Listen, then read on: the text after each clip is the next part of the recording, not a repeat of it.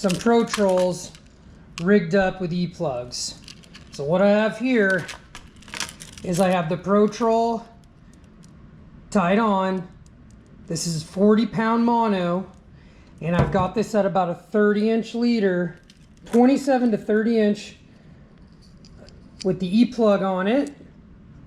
And I run 2 beads down to 3 to 4/0 hooks.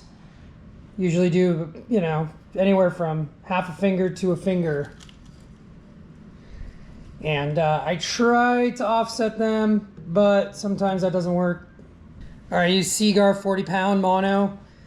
Use 30-pound mono in the early spring for stuff sometimes. You could use 40 or 30 for coho, but I don't really think it matters that much. I like 40 because when I use 30, I lose too many fish. Like after a single bite, once the lure gets hit and then it's like marred up or whatever, the next fish that bites, I usually lose the lure and the fish. So 40, I very rarely have a break. So I just go to that because they still bite 40 and who cares? 2 4/0 hooks, take the 40-pound leader, STS. All right, so I just take the 40-pound, I just bend off like an arm length. I'm gonna use more than I need.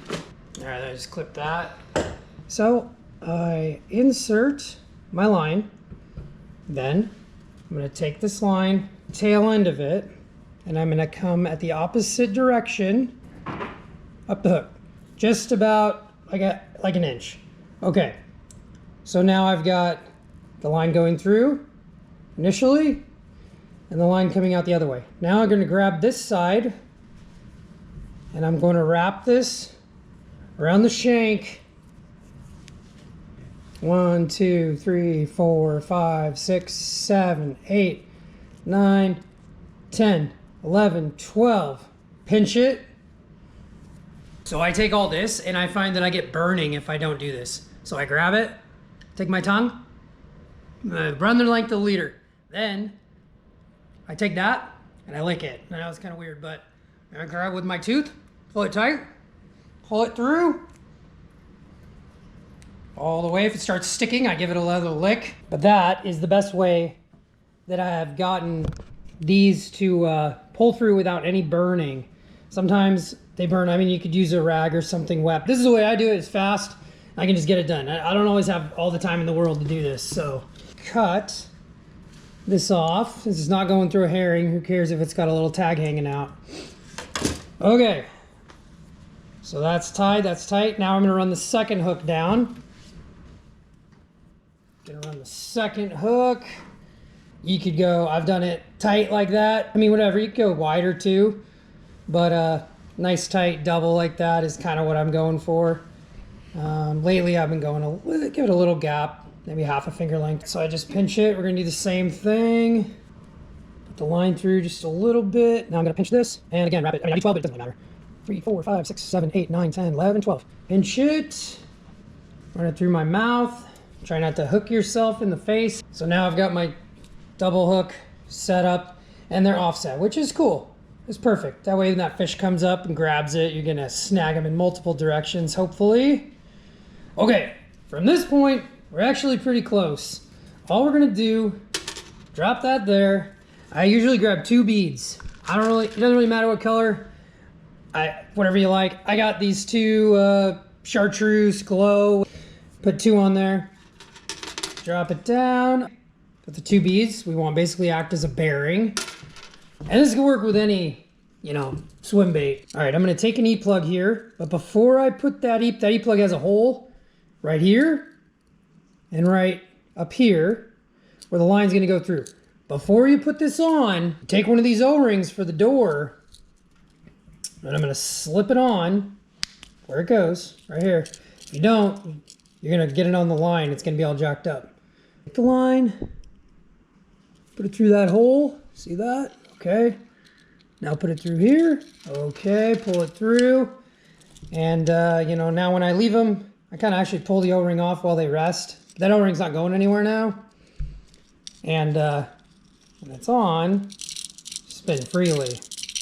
Kill fish. Doors open, stuff that full of tuna. You can add Inject it here with some gel. It also has the Pro Troll chip. You can hear that. That thing spins around, throws out an electric signal. Dynamite. Absolutely killer. These things are awesome. Definitely something you should have in your toolbox. They have caught us many, many fish. They're awesome. I love them. All right, from this point, here's the end of the leader.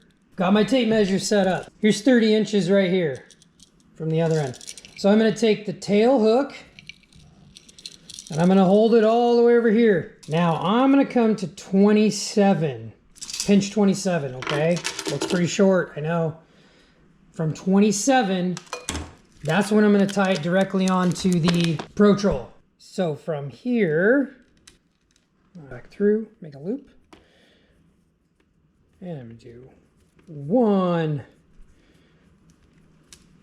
2, 3, 4, 5. Same deal. I'm going to lick this just to prevent friction burning. Pull that tight, pull it tight, kind of work it tight again. Okay. Now I'm going to clip off the excess. Bam. Leave a little bit of a tag. Let's check the leader length on this now. I know everybody says this needs to be a science, but it doesn't. You just need to be in the ballpark and you're going to catch fish. Just trust in your equipment and have confidence. So that is sitting around 32 inches and that's fine. I'm going to run that and that's going to kill fish right here. That's set up. Now take it. I'm going to wrap it around. Watch your fingers, buddy. Thank you. All right, wrap that up. Okay, so that's how I re-rig. I'll go through. I'm gonna re-rig all these up and tie them up, and then they're ready to go again. Next time, when they get all bundled up and I toss them in the gunnels, cut them up, re-grease them. These ones spin pretty good. After the ocean, though, I'll give these swivels a little squirt of WD-40, but I don't do it too often. They're kind of wet still. They'll be fine for now. And then sometimes I'll WD-40 the actual towel and wipe it all in. Gets that scent in there. I mean, everyone knows they love WD-40. Either they love it or it neutralizes our scent. Who really knows? But all I know is it works. Let's shine them back up. One thing about Pro Troll that differentiates it from some of the other flashers, they flex. Right, so when they're running around in the water, they're flexing, adding a nicer whip. You know, it's real preference, what you like, but I don't think you can go wrong with any flasher, and I use all the different brands. But be mindful, these do flex, and that can add another dynamic factor to the movement of the lure in the water. Give it a little more whip. You know, it just depends what the day's like. I like them all. These ones are great. I like that the swivels are attached, so that's what I use primarily. Plus, chrome. You can't go wrong. Everybody knows that.